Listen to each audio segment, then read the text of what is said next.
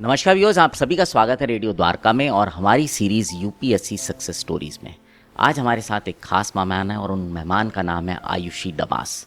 आयुषी जी 2022 की IAS officer हैं और उनका रैंक ऑल इंडिया 48 था, जो कि एक बहुत बड़ी बात है। और आयुषी जी ने इस जो मुकाम को हासिल किया है उसके पीछे एक बहुत ही लंबी और इंटरेस्टिंग कहानी है। आप इस वार्तालाप में जुड़े रहेंगे तो आपको सुनने को मिलेगी। आयुषी जी, आपका बहुत बहुत स्वागत है और सबसे पहले मैं आपका धन्यवाद देना चाहूँगा कि आपने हमें समय दिया। नमस्ते, thank you so much for inviting me for this talk. Ayushi ji, आज आप एसडीएम खंजावला हैं और आप यहीं पे नज़दीक के गांव है रानीखेड़ा की, वहाँ की रहने वाली हैं। आपको कैसा लगता है यहाँ पे? अभी जब प्रोफाइल में जॉब कर रही हैं तो कैसा लगता है? ट्रेनिंग पूरी करने के बाद ये मेरी फर्स्ट पोस्टिंग है, सो निश्चित तौर पे बड़ा अच्छा लगता है। बिगनिंग है करियर की और अपना ही होम डिस्ट्रिक्ट है, तो बड़ा अच्छा लगता है। जहाँ हम पढ़े, जहाँ काम किया, जहाँ रहे, परवरिश हुई मेरी, अब उसी क्षेत्र की मुझे थोड़ा सेवा करने का मौका मिल रहा है। बहुत अच्छा लगता है। आयुषी जी, आपने कहा जहाँ आपने पढ़ाई की, मैंने जब अपने व्यूअर्स से स्टार्ट किया था तो बोला था कि बहुत इंटरेस्टिंग स्टोरी है। कोई भी सिविल सर्वेंट जो होता है बनना आसान नहीं होता, लेकिन आपकी ये यात्रा थोड़ी और कठिन थी। आप जब छोटी थी तब से आप दृष्टिबाधित हैं, आपको देखने की तब से परेशानी है? हाँ जी, सो रेटिनाइटिस पिगमेंटोसा बोलते हैं मेडिकल टर्म में। बाय बर्थ मुझे है और मैं 1 या 1.5 साल की थी जब डॉक्टर ने ऑफिशियली मुझे ऐसा डिफरेंटली एबल्ड होने का सर्टिफिकेट बना के दिया, like 100% visual impaired. So it was a shock for my parents, क्योंकि हम रूरल एरिया में ही रहते थे और फिर उतना फैसिलिटीज़ वो सब, लाइक पेरेंट्स वर्क की कैसे पढ़ाएंगे, कैसे बच्चा को सक्सेसफुल बनाएंगे। So it was first point जहाँ से टर्निंग पॉइंट आया। मुझसे पहले तो मेरे पेरेंट्स की लाइफ में आया। So they decided, but my mother was working as staff nurse at that time. Now she took VRS as senior nursing officer, वो काम कर रही थी।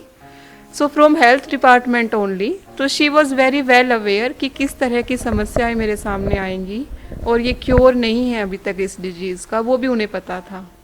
इसी तरीके से धीरे धीरे जो पहला बिलीफ मेरे पेरेंट्स को था, मेरी मदर को था, इट वॉज कि education is the only thing जो मेरी लाइफ को पॉजिटिव चेंज देगा, जो मुझे एम्पावर करेगा, इनलाइटन करेगा। सो शी डिसाइडेड कि अगर लाइट नहीं भी है आइज़ में, अगर रोशनी नहीं है, सो वो शिक्षा से मेरे लाइफ में रोशनी देंगी। सो दे डिसाइडेड कि मुझे अच्छे से पढ़ाया जाए। मैं नॉर्मल स्कूल में मेरी पढ़ाई हुई, वहाँ टीचर्स ने, फ्रेंड्स ने, मेरी फैमिली ने, सब ने कोऑपरेट किया, टीम वर्क की तरह काम किया। मुझे डिस्टिंक्शन मिली 12th क्लास में, हमेशा अच्छे मार्क्स रहे। और ना सिर्फ पढ़ाई बल्कि मैंने कोशिश की सबके कोऑपरेशन से कि गेम्स में भी पार्टिसिपेट करूँ, एक्स्ट्रा करिकुलर एक्टिविटीज़ में भी पार्टिसिपेट करूँ। तो इस तरीके से मेरी स्कूलिंग पूरी हुई। आयुषी जी, मतलब आपकी मदर ने बहुत पहले ही ये समझ लिया था कि बेटी पढ़ाओ ज़रूरी है? जी, क्योंकि जिस समय की आप बात बता रही हैं, उस समय तो 92। हाँ 92 में ये सोचना कि बेटी को पढ़ाना है और उसकी पढ़ाई ही उसके जीवन में रोशनी लाएगी, ये बहुत बड़ी बात है। जब आप पढ़ाई कर रही थी तो कभी आपको कुछ किसी तरह की दिक्कतें महसूस हुई पढ़ने को लेकर, या और बच्चों के साथ अपने को एडजस्ट करने को लेकर? ऑफ कोर्स, हर स्टेप पे आती थी परेशानी। लाइक आपके सामने किताब खुली है और आप उसे पढ़ नहीं सकते, सामने टीचर ब्लैक बोर्ड पे लिख रहा है, आप उसे पढ़ नहीं सकते। सो ऐसा होता था कि सेल्फ कॉन्फिडेंस भी कम हो जाता था। देर आर प्रॉब्लम्स, लेकिन there was some way. All the time I was very lucky कि where there is a will there is a way. तो अगर मैं पढ़ना चाहती थी, सीखना चाहती थी, एंड मैं बार बार क्वेश्चंस पूछती थी टीचर्स से, फ्रेंड्स से कि कैसे करना है, so they are always there to help me out. So first thing कि वी शुड ट्राई। अगर मुझे ये है कि मैं नहीं देख के नहीं कर सकती हूँ तो मैं सुन के करूँगी। मुझे इस चीज़ें समझ आती थी। लिटरेचर मुझे बड़ा अच्छा लगता था पढ़ना, हिंदी इंग्लिश का, तो पढ़ाई में इंटरेस्ट था। और फिर दूसरा, मम्मी कोशिश करती थी हमें घर पे अगर वो हमें लंच भी पैक करके दे रही है, उसमें पालक की सब्जी है, तो शी विल ऑलवेज टेल कि पालक में विटामिन ए है, या जो और कहीं आसपास हमें घुमाने लेके जाते थे, सो वो पूरा रेड फोर्ट अगर दिखाया, दे ट्राइड कि मुझे पूरा एक्सपोजर मिले आसपास की दुनिया का। सो अगर वहाँ वॉल्स पे कोई आर्ट वर्क है, वो भी मुझे ऐसा हाथ से फील करके दिखाना, लाल किले की पूरी हिस्ट्री बताना। सो मदर ने ऑलवेज ट्राई किया कि सिर्फ किताबी नॉलेज नहीं, बल्कि आसपास की प्रैक्टिकल चीज़ों से बताने से, बातों से, राइम से जो मुझे सिखा पाएंगी वो it will go a long way, that एक बुक्स को कॉम्प्लीमेंट करेंगी वो चीज़, और वो हुआ भी। आयुषी जी, मैंने इस सीरीज़ में करीब 17-18 लोगों के इंटरव्यू लिए हैं यूपीएससी सीरीज़ में। उससे मेरे को एक बात समझ में आई कि जो भी सिविल सर्वेंट बनता है ना, वो इस सपने को कहीं ना कहीं किसी समय में देखता है और उसको जीना शुरू करता है। तो अगर आपसे समझना चाहूँ कि कब पहली बार आपको लगा कि सिविल सर्विस की ओर ना मुझे देखना चाहिए, क्योंकि आप पढ़ाई में इंटेलिजेंट थी, आपने ग्रेजुएशन की, आपने टीचिंग भी की, उस पर बाद में आऊँगा, पर पहले ये समझना चाहूँगा कि ये सपना पहली बार कब खटका आपको? Actually, it was my mother's dream. So I was doing my masters when she told me कि you should try for UPSC. So what happened is कि after 2009 when I passed out my 12th class, मैंने elementary teacher education course किया diet Keshavpuram से। Merit base पे उस पर admission होता है। सो 12th क्लास में मेरे अच्छे मार्क्स थे, तो आई गोट admission there. After 2011, when I completed this course, I started graduation from non-collegiate Women Education Board. It is like stream in DU, which is for girls, और वीकेंड्स पे classes होती हैं, so that थोड़ा syllabus भी teachers faculty हमारा पूरा कराते हैं, और कॉलेज में एक्टिविटीज़ का भी हमें एक्सपोजर मिलता रहता है। So after in 2011 itself I cleared one exam, Common Teachers Eligibility Test, CTET. It is for teachers which they have to give to get job. So for primary teacher मैंने वो दिया। In January 2012 I started working as contractual teacher in MCD.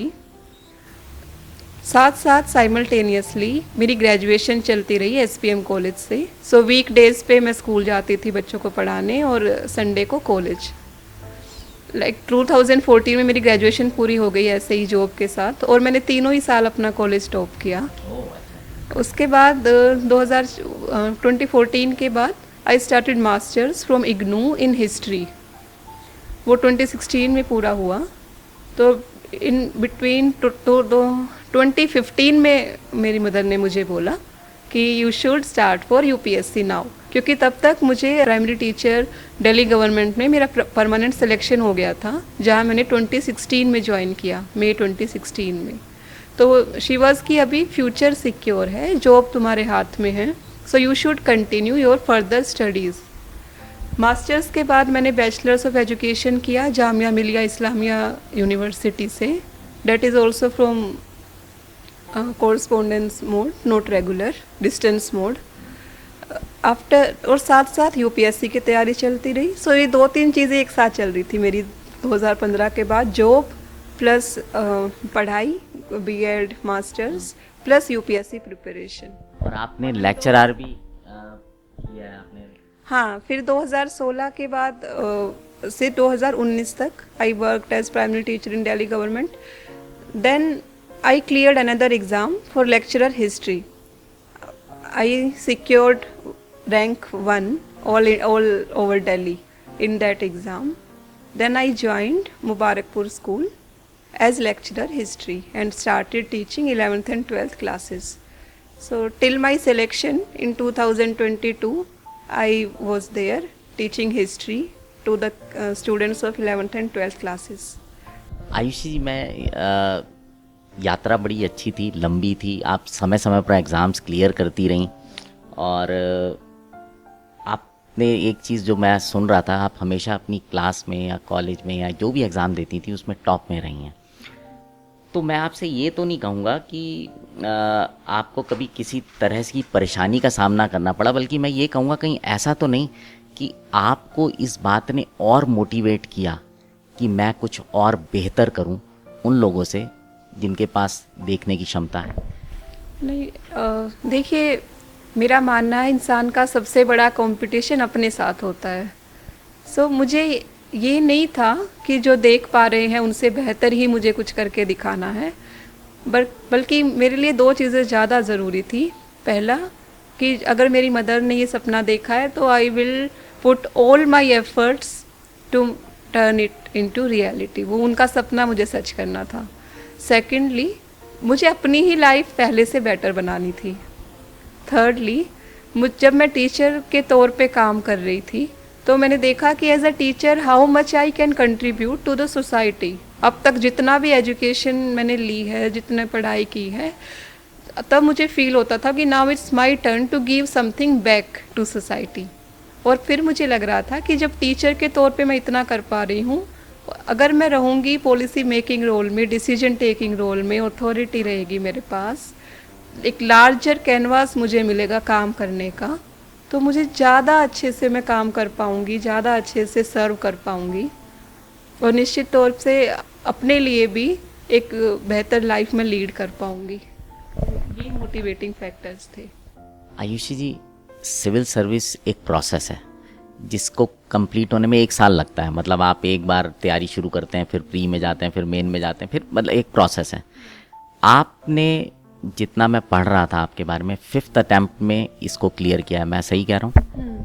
क्योंकि कई बार बहुत सारी information ज़रूरी नहीं है, सही भी होती है। नहीं, it was my 5th attempt और 4th टाइम्स मैंने मेंस लिखा था। उससे पहले प्रीलिम्स क्लियर हो रहा था, मेंस नहीं हो पाया था। 2015 में प्रीलिम्स नहीं हुआ था। So it was like that. लेकिन आई बिलीव कि अगर आप कंटिन्यू हार्ड वर्क करते हैं ना, so it paid of, like वो ज़रूर काम आता है।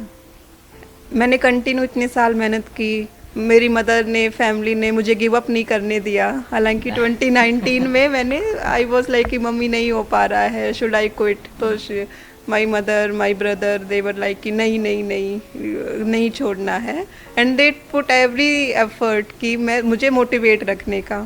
मेरी मदर मुझे एग्ज़ाम अगर मेंस क्लियर नहीं हुआ उसके बाद मूवीज़ भी दिखाती, अच्छा घुमा के लाती, फिर थोड़ा दोबारा बोलती कि बेटा पढ़ाई शुरू करो दोबारा। मैं यही जानना चाह रहा था। मेरा ब्रदर भी एक बार, जैसे कोशिश करने वालों की हार नहीं होती, वो पोएम, वो जब मेरा एग्ज़ाम नहीं हुआ तो वो पूरा उनको फ्रेम करा के पोएम को लिखवा के मेरे रूम पे लगाया कि ये पोएम हमारे सामने रहनी चाहिए। और फाइनली रिजल्ट आया when I cleared exam with all India rank 48। So it was the moment जो पूरा हम मेहनत कर रहे थे। सो सक्सेस, कोई शॉर्टकट नहीं होता है सक्सेस के लिए, लेकिन ज़रूरी है कि जब हम इस जर्नी से गुज़र रहे हैं तो हम अपनी मिस्टेक से सीखते रहें। जो गलतियां हमने पहले की वो रिपीट ना हो। सेकेंडली, नेगेटिविटी हमारे माइंड पे हैवी ना हो, हमारा कॉन्फिडेंस, हमारी विल पावर, हमारी स्ट्रेंथ बनी रहे और हम नया चीज़ें सीखते रहें, अपने आप को इम्प्रूव करते रहें। वही सक्सेस के लिए ज़रूरी है। आयुषी जी, सक्सेस तो मिल जाती है तो सब चीज़ें ठीक हो जाती हैं, आप भी रिलैक्स हो जाते हो, आपके सराउंडिंग्स में भी लोग रिलैक्स हो जाते हैं, लेकिन और आपके साथ बहुत सारे लोग आ भी जाते हैं सक्सेस के बाद। लेकिन जब स्ट्रगल चल रहा होता है, मतलब मैं शायद उस तरह से नहीं समझ सकता, पर मैं उस तरह से महसूस भी नहीं कर सकता, लेकिन मैं जानता हूँ कि जब फेलियर आता है तो उसको लेना, स्ट्राइड पे किस तरह से आप लेते हैं। आपको सपोर्ट सिस्टम चाहिए होता है। कितना आपके मामले में, आपने बताया पेरेंट्स बहुत सपोर्ट करते थे, मदर बहुत सपोर्ट करती थी, तो कभी कुछ ऐसा इंस्टेंस आप बताना चाहेंगी जब आपको लगा हो कि यार बस अब नहीं यार, बहुत हो गया? हाँ, आई टोल्ड ना, जैसे भी बताया कि 2019 में थोड़ा बीच में लगा कि नहीं हो पा रहा है। तो अगेन देखिए, बहुत ज़रूरी है, फैमिली, फ्रेंड्स, वो आपको मोटिवेट करते हैं कि हो जाएगा, नेक्स्ट टाइम हो जाएगा थोड़ा। क्योंकि जब मेरा मेंस क्लियर नहीं हो रहा था, सो वो 8 या 10 नंबर का गैप रह रहा था, 10 मार्क्स का, इतना वो गैप रह रहा। तो देवर की नहीं, इतना थोड़ा सा ही तो गैप है, थोड़ा और हम कोशिश करेंगे, थोड़ा और मेहनत करेंगे। एंड जो चीज़ मेरे बैक ऑफ माइंड में से चलती रहती थी कि जब तक मुझे सपोर्ट करने वाले लोग हिम्मत नहीं हार रहे हैं, सो मुझे भी राइट नहीं है कि मैं बोल दूं कि नहीं होगा। जब तक पूरी फैमिली, सब फ्रेंड्स, सब लोग बोल रहे कि होगा और हम आपके साथ हैं, जो आपको हमारी तरफ से जो सपोर्ट चाहिए, हम हैं। और तो मैं कैसे बोल दूँ कि मैं नहीं करूँगी। अच्छा, 2019 में ही आपकी मदर ने अपनी जॉब से 2020 छोड़ा था? 2020 में उन्होंने जॉब छोड़ा था। When I was working as lecturer history and my brother was working as GST inspector. तो उन्होंने फिर फोकस किया कि अब मैं जॉब छोड़ती हूँ, अब आयुषी को सिविल सर्वेंट बनाना है। मुझे थोड़ा साइकोलॉजिकली भी कंफर्ट रहेगा। जब मैं स्कूल से आती थी तो बड़ा अच्छा लगता था, मदर घर पे ही है and she took care of everything. खाना, कोई घर पे गेस्ट आते हैं या कोई आता है, मुझे मेरे डे टू डे लाइफ के टास्क या मुझे कुछ पढ़ के सुनाना है, तो शी वॉज ऑलवेज अवेलेबल। तो इसके लिए उन्होंने छोड़ा कि अगर जॉब पे वो जा रही है तो उससे ज़्यादा मुझे अब वो टेक केयर मेरा कर पाएंगी घर रह के, और मैं ज़्यादा फोकस पर कर पाऊँगी एग्ज़ाम में, because I will be more comfortable. जब वो घर पे है तो मुझे कुछ और सोचना ही नहीं है, सिर्फ पढ़ना है। अच्छा आयुषी जी, जब रिजल्ट आया होगा तो आपका फर्स्ट रिएक्शन क्या था? आपकी We all of us were in tears. It was like the whole journey of these 5-6 years went through my mind, and finally, like, we were congratulating each other. My brother was in Gujarat at that time. Father was in Punjab. Me and my mother was at home. So we hugged each other, congratulated each other. Then on phone we talked to each other, congratulated, and my brother was also in tears. So it was like that कि finally you did it. और अब आप इतना crack कर लिया, IAS civil service हो गई, अब आप आईएएस बन गई हैं। आज अगर मैं आपसे पूछूं, ऐसे आपके पास लोग आते होंगे, ऐसे बच्चे भी शायद आते होंगे जो सिविल सर्विस या किसी और तरह की एग्जामिनेशंस की तैयारी कर रहे हैं, क्या कहना चाहेंगे? क्योंकि स्ट्रगल तो हर फील्ड में और हर किसी के साथ है, उनके लिए कुछ मैसेज देना चाहेंगे? सबसे ज़रूरी है इस टेस्ट के लिए टाइम मैनेजमेंट और स्ट्रेटजी। टाइम बिल्कुल नहीं वेस्ट करना है। ये सबसे पहले जो बच्चे शुरुआत करना चाहते हैं, आई विल सजेस्ट कि प्रीवियस ईयर्स के पेपर्स पढ़ के एक बार शुरू करें, ताकि दे कैन गेट आइडिया कि क्वेश्चंस कैसे आते हैं पेपर में, किस तरीके के टॉपिक्स, किस तरीके के क्वेश्चंस यूपीएससी कवर करता है। तो यूपीएससी ने ही जो डिज़ाइन किया है सिलेबस प्लस जो पिछले 10 साल के पेपर सब वहाँ से पढ़ के शुरुआत करें। Then they should search for book lists.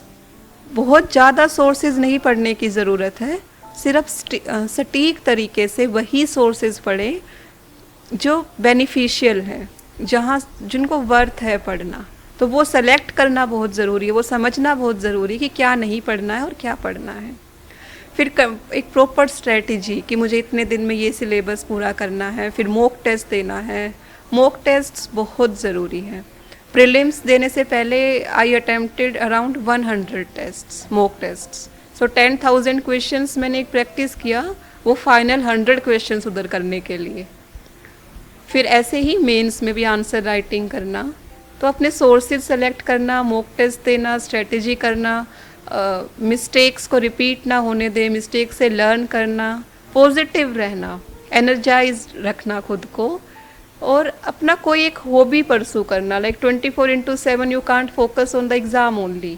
सो अगर कोई हॉबी आप रखेंगे, कोई एक्स्ट्रा किताब पढ़ रहे हैं, singing, dancing, listening music, gym जाना, एनीथिंग, तो वो आपको रिफ़्रेश करेगा। सो मैं चाहूँगी 1 घंटा कम से कम दिन में ऐसे काम को ज़रूर दे जो आपको खुशी देता है, चाहे वो फ्रेंड से बात करनी है, इस तरीके से, ताकि थोड़ा रिफ़्रेश भी रहें, पॉजिटिव भी रहें, कॉन्फिडेंट रहें। मिस्टेक्स अगर हो रही हैं, सिलेक्शन नहीं हो रहा, तो ये सोचे कि कहीं कुछ कमी है, ये ना सोचे कि मुझसे नहीं होगा। आयुषी जी, आपने हॉबीज़ की बात की, मैं पूछना भूल गया था, आपकी क्या हॉबीज़ थी? मेरी हॉबीज़ है reading books, listening music, writing poems. Ayushi ji, जब आपकी पहली फील्ड पोस्टिंग थी गोवा में, मतलब किसी भी ऑफिसर के लिए पहली फील्ड पोस्टिंग होना और वहाँ उसे एक बड़ा सम्मान मिलना, अवार्ड मिलना, कितना मायने रखता है? जी, सो गोवा में I was posted as assistant collector. ये हमारी ट्रेनिंग का ही पार्ट होता है, जो हम ऑफिसर ट्रेनीज़ के तौर पे हमारे लिए ट्रेनिंग डिसाइड है, तो उसी में हमें कुछ टाइम फील्ड पे भेजा जाता है as officer trainees. So I was posted in Goa.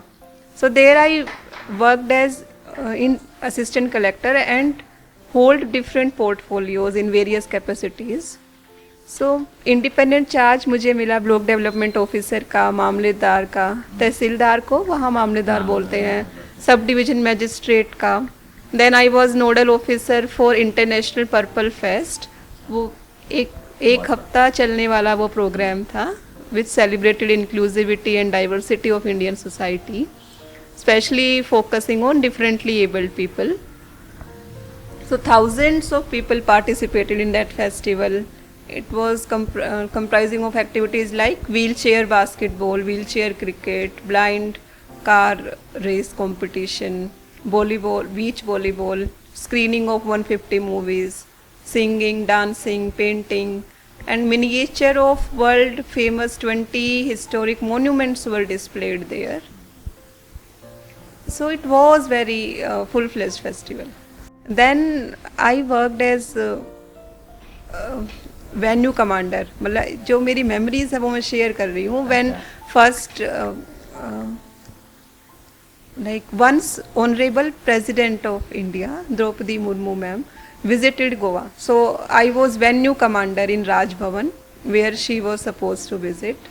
So ये कुछ अलग अलग तरीके के एक्सपोजर मुझे मिले और इन सब काम मैं अच्छे से कर पाई सबके कोऑपरेशन से, कलेक्टर मैम की गाइडेंस से। And finally on Republic day I got certificate of commendation and gold medal from honourable governor sir and chief minister of Goa. So it was memorable moment and luckily I was not in Goa eight that time, I was on my cadre Darshan, I was in Kashmir. So on my behalf my mother received, so that I felt more happy, I felt so proud कि my mother received. बहुत बहुत धन्यवाद आयुषी जी समय देने के लिए। तो viewers, आप मिले आयुषी जी से। आयुषी जी ने अपनी कहानी बताई, ये भी बताया कि किस तरह से कोई भी चीज़ जब आप ठान लेते हैं, और जैसे इन्होंने ठान लिया था कि जो इनकी माँ का सपना है वो इन्होंने पूरा करना है, और उन्होंने उस सपने को पूरा किया। सिविल सर्विस में 5 अटेम्प्ट तक टिके रहना अपने आप में बहुत बड़ी बात होती है, क्योंकि बहुत सारे प्रेशर्स आने शुरू हो जाते हैं सब तरफ से, खुद पे भी बहुत प्रेशर आना शुरू हो जाता है। तो ये बहुत बड़ी बात है और उम्मीद करता हूँ कि आने वाले समय में, अभी तो आयुषी जी के जो है जीवन करियर की शुरुआत हुई है और आगे बहुत ऊंचाइयों तक जाएंगी। आयुषी जी बहुत बहुत धन्यवाद, और टीम रेडियो द्वारका की तरफ से आपको भविष्य के लिए बहुत बहुत शुभकामनाएं। तो ये सब आपसे विदा लेते हैं, जुड़े रहें रेडियो द्वारका के साथ।